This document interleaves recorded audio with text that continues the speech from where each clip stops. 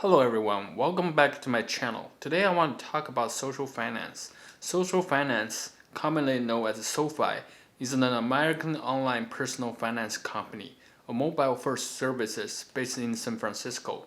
SoFi provides a suite of finance products that include student loan refinancing, mortgages, personal loans, credit cards, investing, and banking through both their mobile apps and desk interfaces.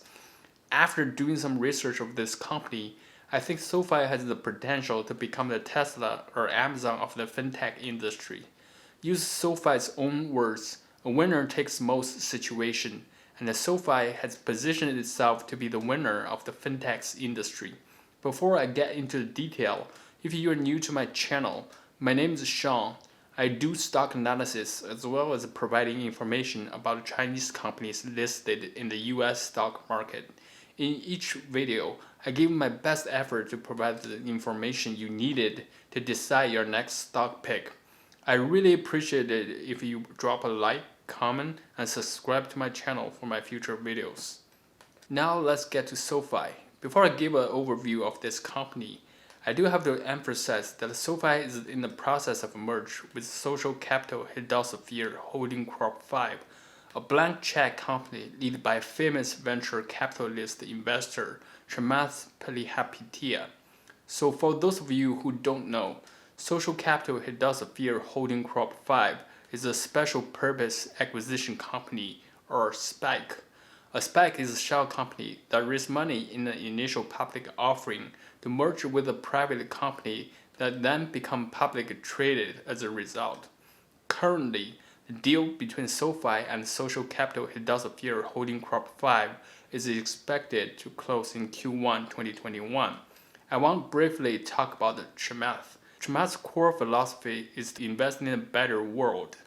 At the age of 6, moved with his family to Canada as a refugee from Sri Lanka. Throughout his childhood, Chamath's father was constantly unemployed, and his mother was a housekeeper and later a nurse aide. Living on welfare, Chamath recalls sleeping on a mattress in the living room. He lived a hard life and showed multiple times his contempt of other billionaires who doesn't care about society and people. Chamath's social capital mission is to advance humanity by solving world's biggest and hardest problems.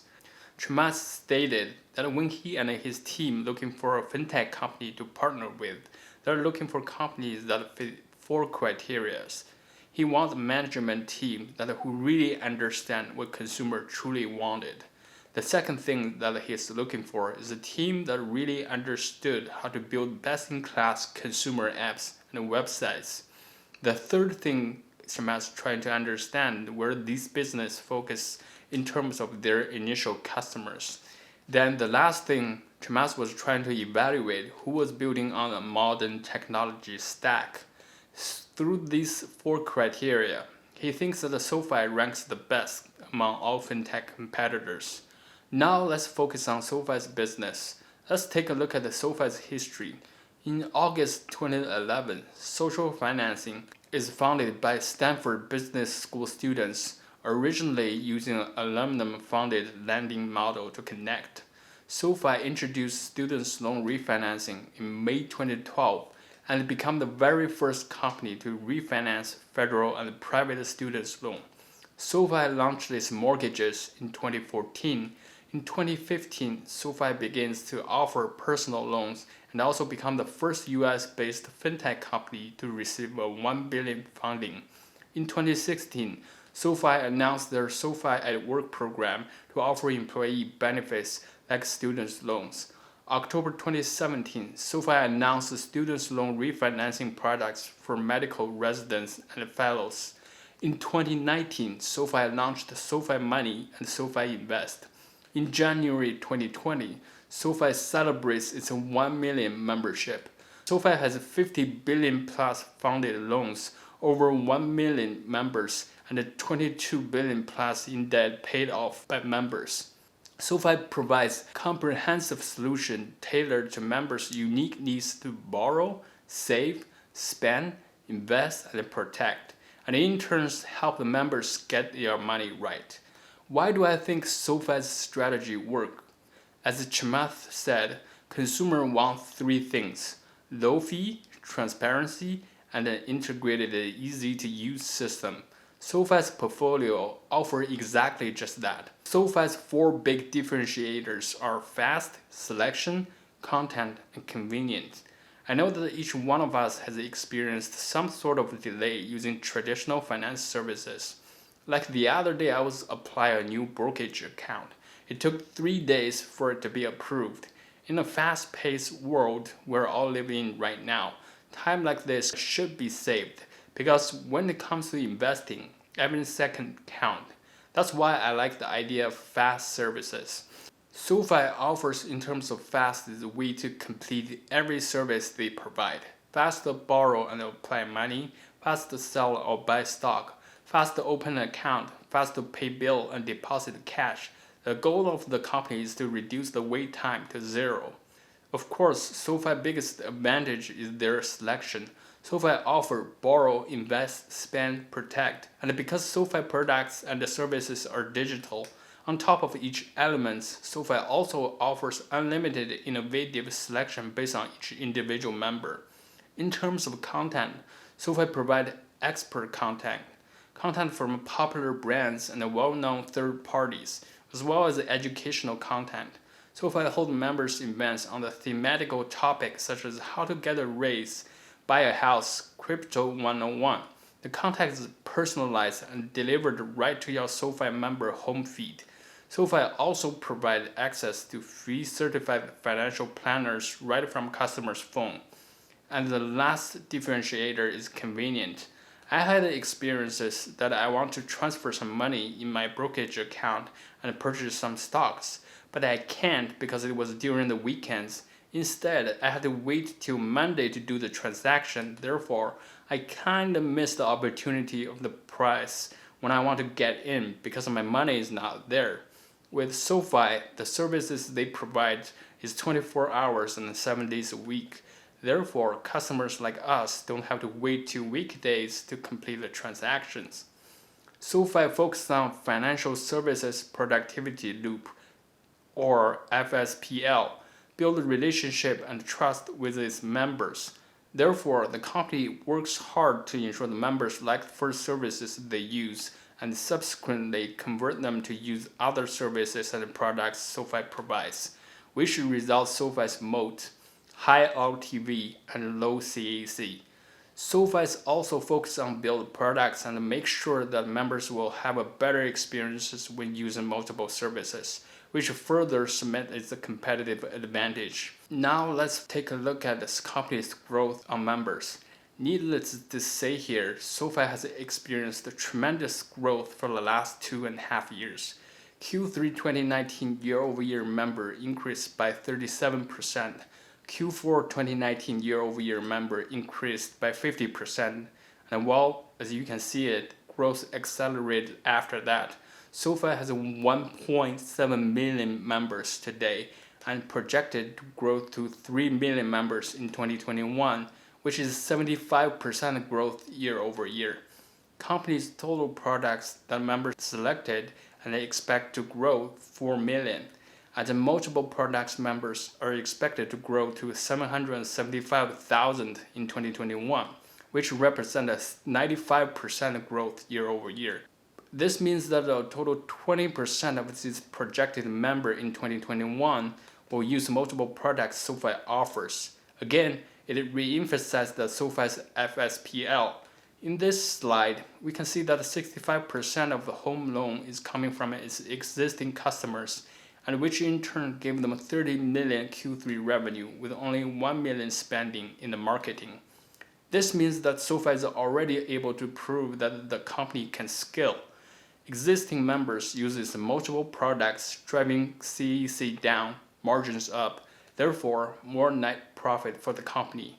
In Q3 2020, while SoFi were seeing good cross-buy rates in loans, the top of the funnel, the high frequency and low cap products are still relatively small compared to the absolute size of the bottom of the funnel. But by the end of the 2021, the scale at the top of the funnel become almost 2 times the bottom of the funnel. the company, as other products become much bigger, SoFi will likely end 2020 at about 30,000 cross-bought loans, and they expect to double to 60,000 in 2021.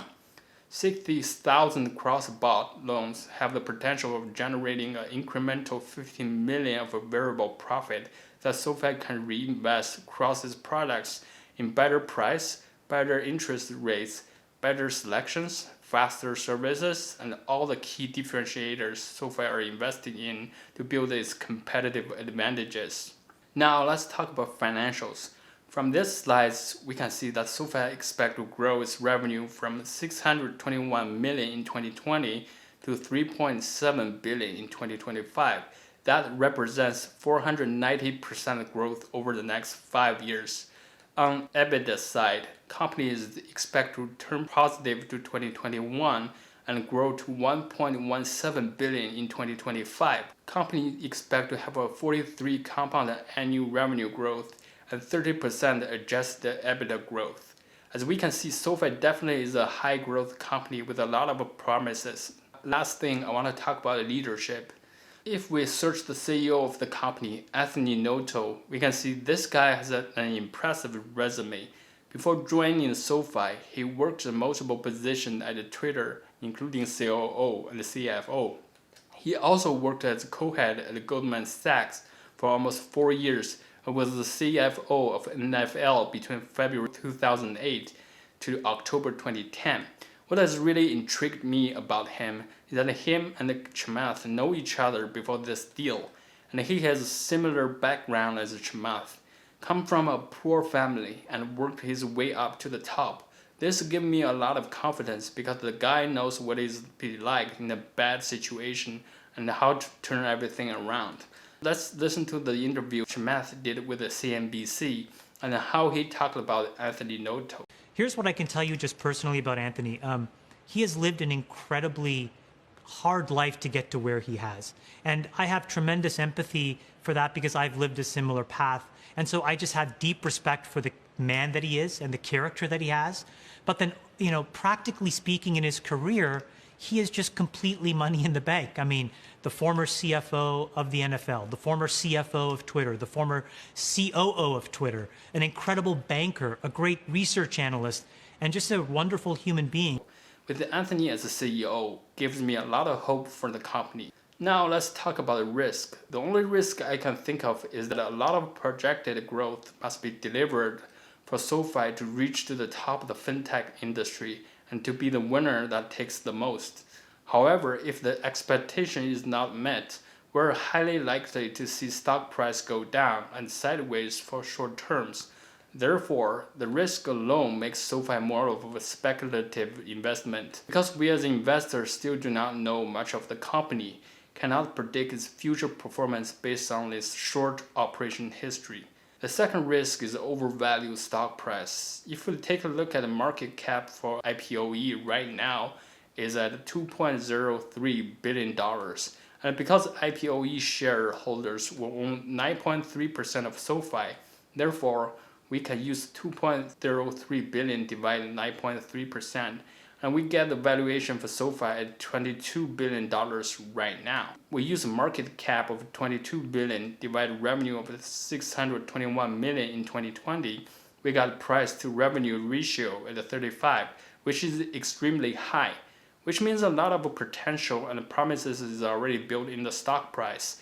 Like I said on my first point, if the company does not deliver what is promised, we probably would see price of the share drops to reflect the new reality of the company. So in summary, unlike other sectors, the fintech industry has yet to have a clear winner come to the top. Its comprehensive suite of products, next generation and the integrated tech operation, competitive advantages through financial services product loop, and a large database in its ecosystem, SoFi is positioning itself to be that winner. I will buy SoFi. As a matter of fact, when this video released, I probably already am a shareholder of the company. With this to be said, if you like the video, please like, comment, and subscribe to my channel, and I will see you in the next time.